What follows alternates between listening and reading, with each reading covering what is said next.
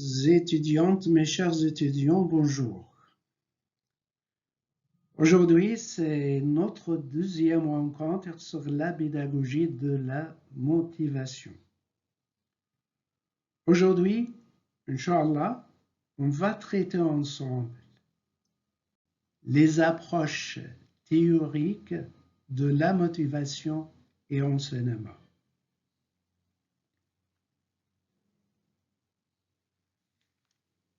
Il existe de nombreuses études sur la motivation.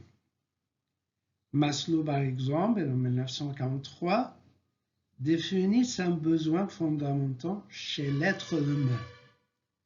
C'est un moteur de la motivation. En réalité, la pyramide de Maslow a été critiquée. Pourquoi?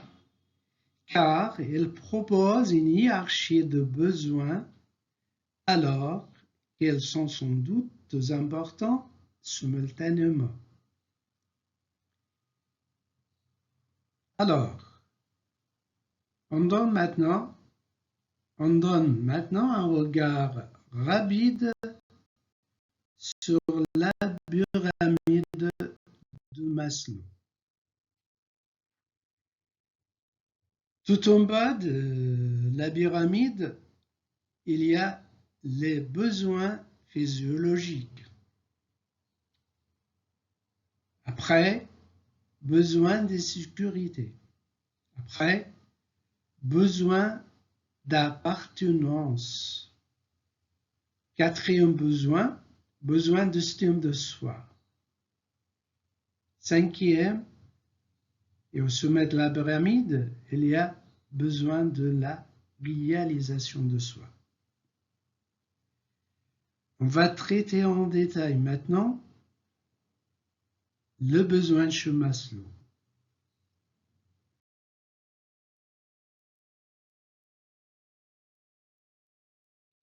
Maslow nomme en premier de besoins fondamentaux les besoins physiologiques. Ces besoins physiologiques, ce sont les besoins vitaux, comme respirer, manger, le faim, le soif, sexualité, respiration, sommeil, etc. Et après, le deuxième besoin, c'est le besoin de sécurité. Un environnement stable, sans danger ni crise. Pouvoir traverser une rue sans danger. Brèvement, et en bref, pouvoir vivre dans un monde en paix. Toujours dans la pyramide de Maslow, les trois besoins suivants listés par Maslow peuvent jouer un rôle important dans une classe. Pour cela, il est donc utile, très important, d'en tenir compte et de les intégrer dans la définition d'une stratégie pédagogique. Le besoin d'appartenance et de relation. Les humains en général, ce n'est pas seulement les apprenants, les humains en général ont un besoin de sentiment d'appartenance d'une famille, à un groupe, à une société. Alors, les humains ont un besoin de sentiment d'appartenance à un groupe. Un apprenant n'aime pas forcément être différent des autres. Une personne qui ne ressemble pas aux autres se sent facilement rejetée. L'idée de créer des activités dans la classe qui renforcent le sentiment d'appartenance au groupe va donc très primordial et très urgent et utile.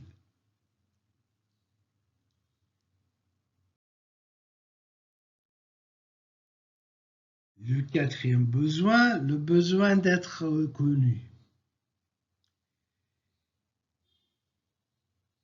Le message répété toujours à l'apprenant est un message de reconnaissance, un message valorisant.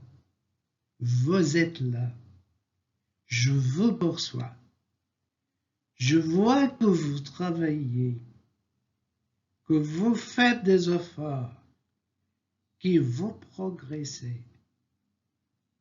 Mes chers enseignants, répétez toujours cette phrase-là pour vos apprenants. Vous êtes là, je vous perçois. Je vois que vous travaillez bien. Je vois que vous faites des efforts et des efforts, que vous progressez. Et pour finir, le besoin de réalisation de soi.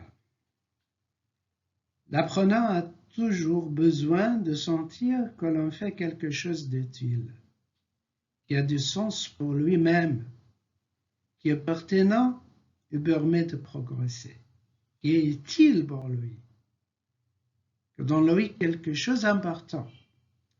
Alors, donnez toujours un enseignement de sens, un enseignement signifiant.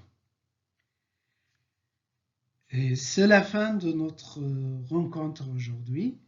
Je vous remercie de votre attention et à la prochaine. Toutes mes salutations, Dr. Elad El Mahdi.